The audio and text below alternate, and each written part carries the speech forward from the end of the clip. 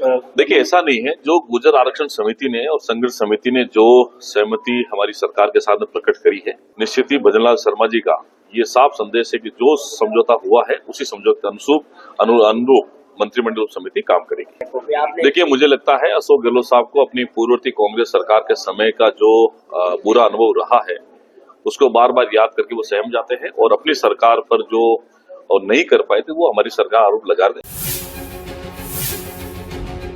आरक्षण आंदोलन का जो है कमेटी का सदस्य बनाया है, आप किस तरह से देखते हैं सर?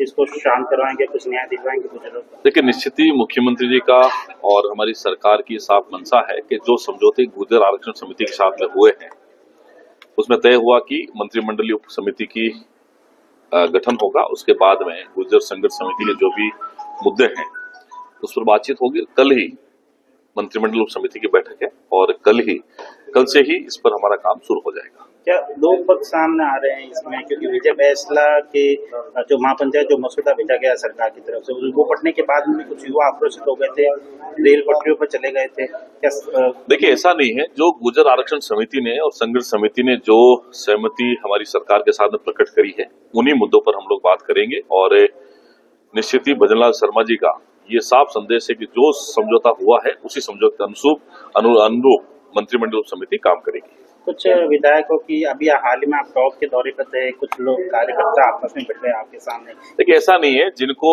मंडल अध्यक्ष था मंडल से हटा दिया गया था तो उसके बाद नए मंडल से बने, ये एक सामान्य प्रक्रिया रहती है। जब संगठन की रचना होती है, बदलाव निश्चित होते हैं, तो कुछ ऐसे हमारे युवा कार्यकर्ता थे, उनको लगा था कि हमें हटाना नहीं चाहिए था और उनको पुनः दूर से में ले रहे हैं, तो ऐसी सामान्य से कोई बात, इतनी बड़ी बात नहीं थी। लेकिन जब बड़ा परिवार होता है तब कोई छोटी बात होती है तो उसको आपस में बैठ कर सुलझा लिया गया। वो? जी, बिल्कुल सुलझा लिया। सर, हाल ही में लगातार विपक्ष आरोप लगा रहा है ब्यूरोक्रेसी जो है सरकार पर हावी है।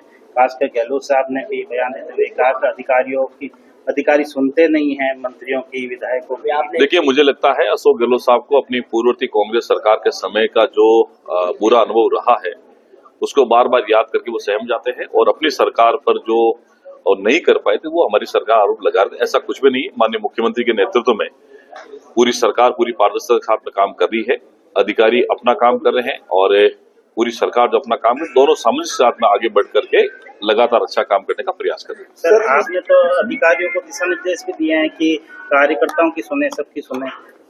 लेकिन निश्चित ही पार्टी के लिए और सरकार के लिए भी कार्यकर्ता महत्वपूर्ण होते हैं और हमने निश्चित ही कहा कार्यकर्ता हमारे लिए रीढ़ की हड्डी है। कार्यकर्ताओं का मान सम्मान भी सर्वोपरि है।